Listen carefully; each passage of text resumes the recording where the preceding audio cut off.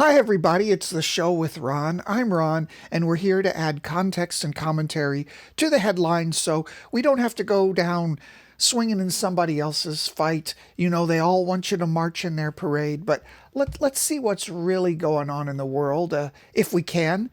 First off, here we have Camilla at the forefront. Now, we know what's going on. The Democratic Party has essentially decided that Biden is out, even if Biden doesn't want to be out, because they really can't go back from what they've said about Biden at this point. All the Democrat heavy hitters, Obama, through his proxies, George Clooney, so many people in the House and the Senate coming out publicly, telling Biden to step aside. So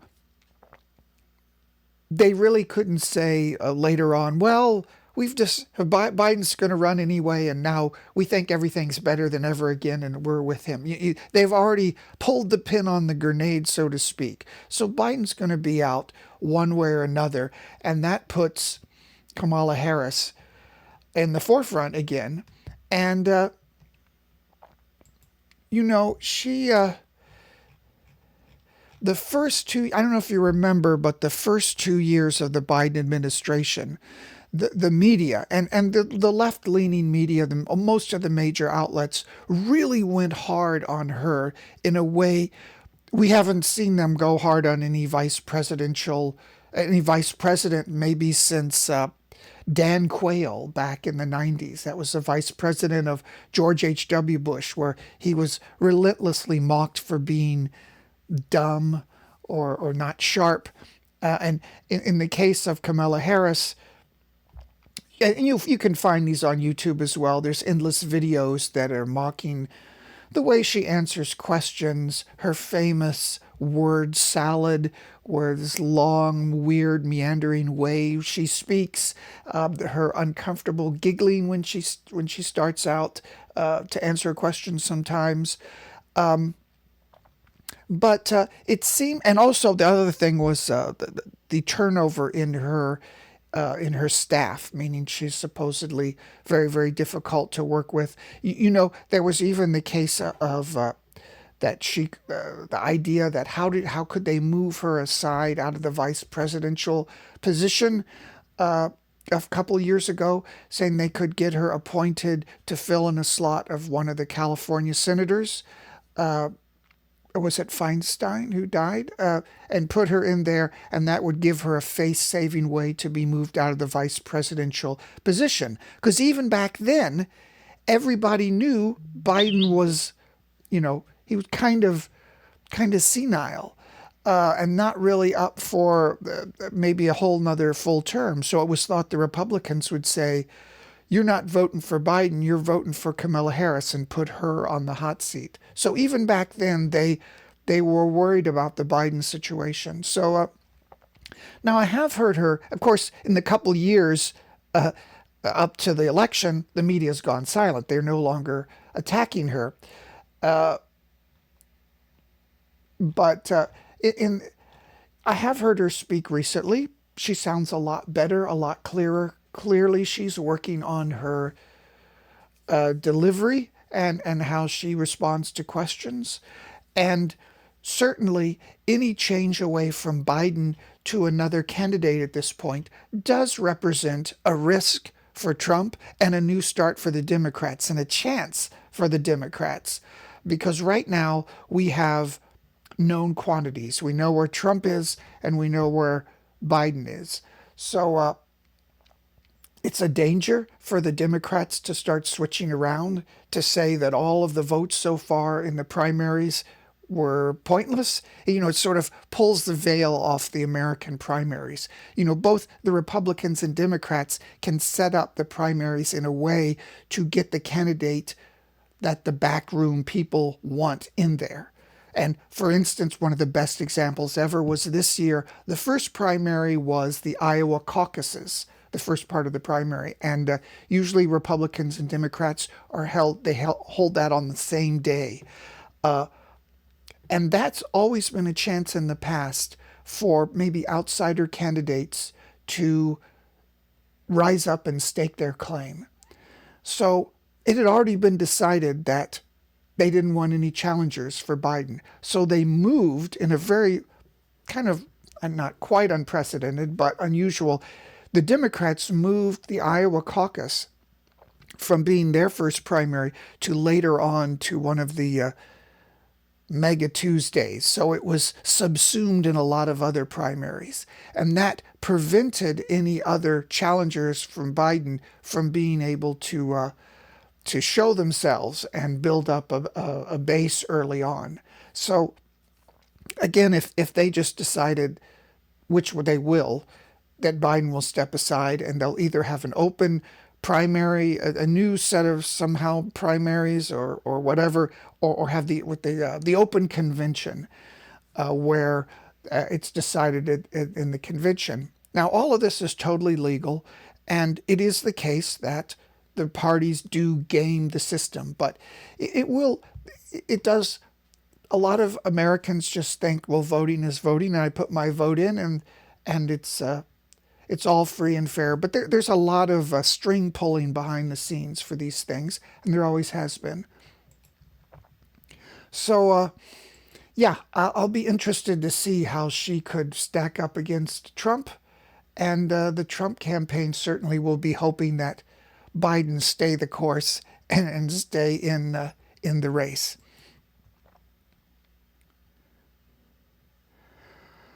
So here we have U.S. President Biden possibly waiting to meet with Netanyahu before withdrawing bid. Advisors suggest, I would say, a lot of these reports that suggest that he's ready or he's going to step down. A lot of those don't come from Biden, but they come from leaks to press him to do so, to put the pressure on him. So, certainly from his comportment so far, Biden seems like he wants to stay in the race. So, you know how you strategize people. It's kind of like office politics. So they're floating these things that's saying, oh, he's ready to step aside at a certain point. Just puts more pressure on him. And maybe it's from my anecdotal perspective, but when I see the news now, ever since the debate, it seems like the mass media is more and more showing the slow, doddering, uncertain gait that Biden has when he walks away from the podium. It seems like before it was kind of cut, and you had to find those clips of him looking so old and elderly. They're even showing the back of his head, which is all bald with the wispy white hair. It seems like the media is participating in the push to get Biden out.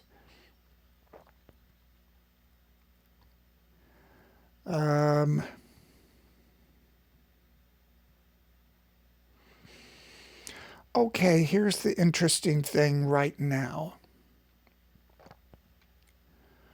We have Secret Service says it denied Trump additional resources in recent years, even as his team complained. Now, we heard this in the wake of the assassination attempt against Trump. We heard a lot of very fast denials and explanations from the Secret Service. I think in less than 24 hours, the Secret Service said that that guy who shot at Trump worked alone. I don't know how they would know that within less than 24 hours after the shooting, or why they would make that kind of a statement. And they also boldly claimed that the Trump campaign had never requested denied security. In fact, they said they'd given him more security, and then within, I think, 48 hours of the shooting, they also said, oh, that it was actually Iran. We were protecting him more because there were threats from Iran to shoot him. It does seem like the Secret Service in the U.S. is kind of frantically denying. It's a portrait of an organization that's under a lot of pressure. So very quickly, some of these sites that are supposed to verify the news, but they often tend to just quickly support the politics of one side or another. And this is a very good example of that. So this was on this. It was published on the 17th.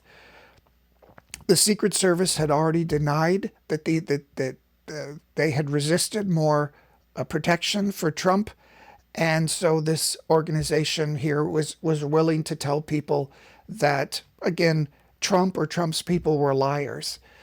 So we have this, and this verify, I guess it means they're and they say it's false.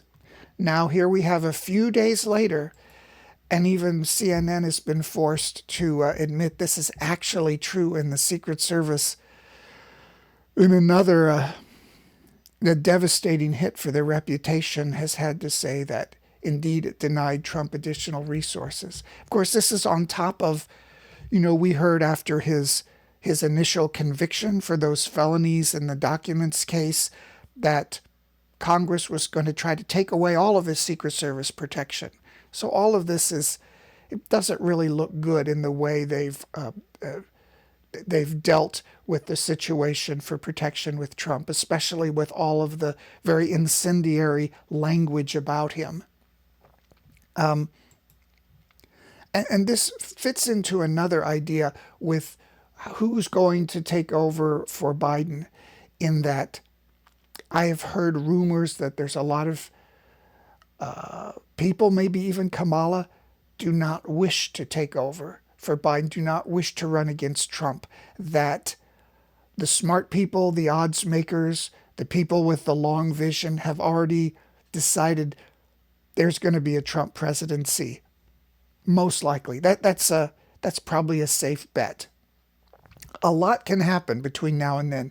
Kamala could surprise us. Like I say, she's been working on her presentation, obviously. You could tell when she answers questions. But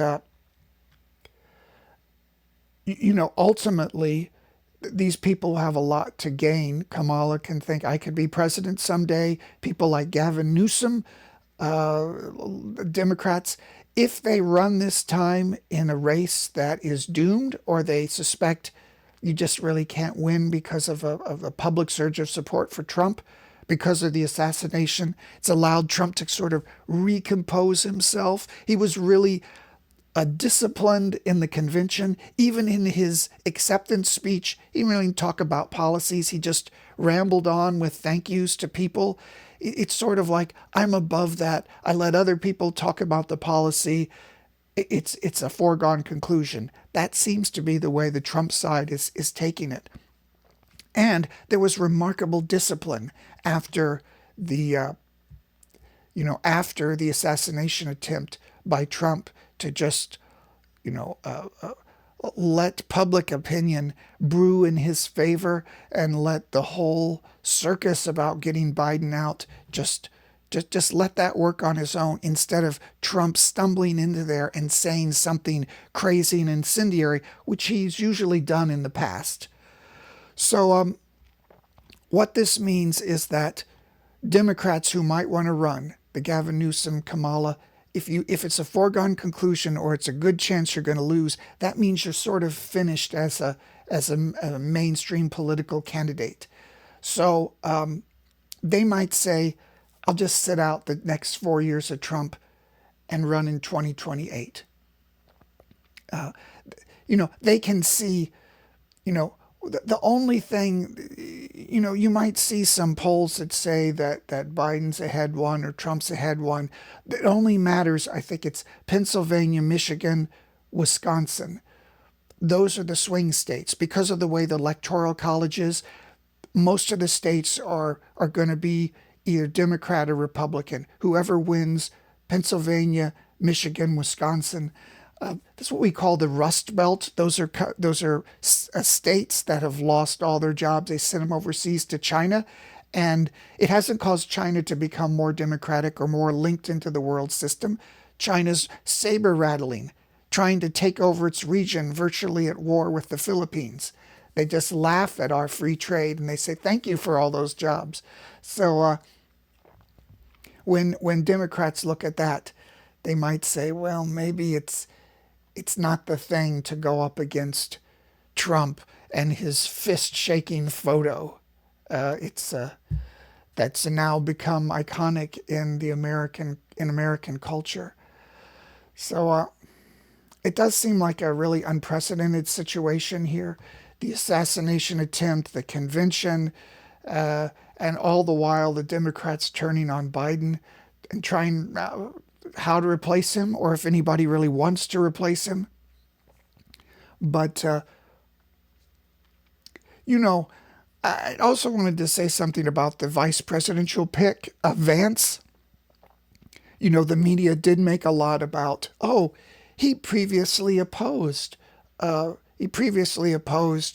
Trump, and he even called him a Hitler. But this happens every time you bring in a vice presidential candidate uh, to run when someone's chosen, because very very often there are people who had actually campaigned against the guy who's the nominee. So, for instance, we have Ronald Reagan brought in George H.W. Bush.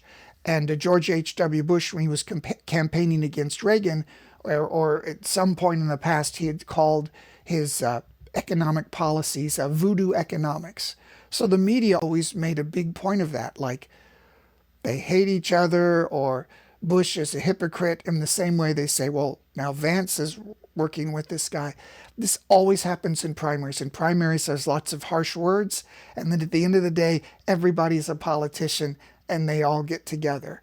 Uh, I do think, even especially this time, the media kind of innocently says, "Oh, he's previously called him a Hitler, or he's previously called him this or that." The media knows very well this is how primary politics works, and it happens every time. And after the fact, everybody just pretends like it wasn't said, and they get together and hold hands to skip into the future. So I think that's about all. This political news in the U.S. I know it monopolizes all the news here, and I have friends around the world saying, the Australian news site, every news item is about the American politics, American insanity. But you see things like this. Secret Service. This is the news today. Where initially the Secret Service denied all of this so quickly after the incident, and the news, these true or false news sites, stepped up instantly, believing what the Secret Service said, insinuating that the Trump's people were liars.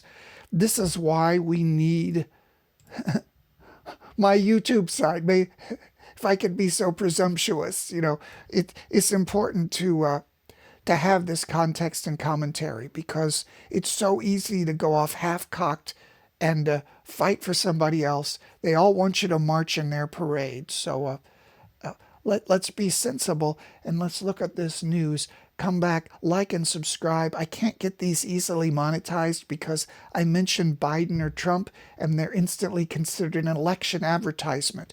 Although I think I'm quite even-handed in things. So please follow my channel. I know half a dozen people do, kind of, but if you'd been following me in the last 8 or 9 months, almost all of the trends of the news, the things that have happened, the way the news media has portrayed it, we've talked about it well beforehand. So before we go, again, I'm a writer as well, and this is my latest novel, There Are Still Unknown Places.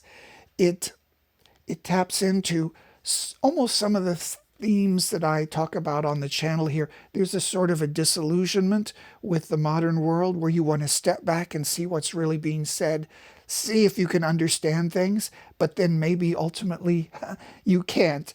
The world's just too big to really understand, but at least you don't get swept away in it. This is about people traveling to far lands to find themselves, or maybe lose themselves. It's on Amazon Kindle, in some bookstores. Read it, let me know what you think, and I'll see you next time.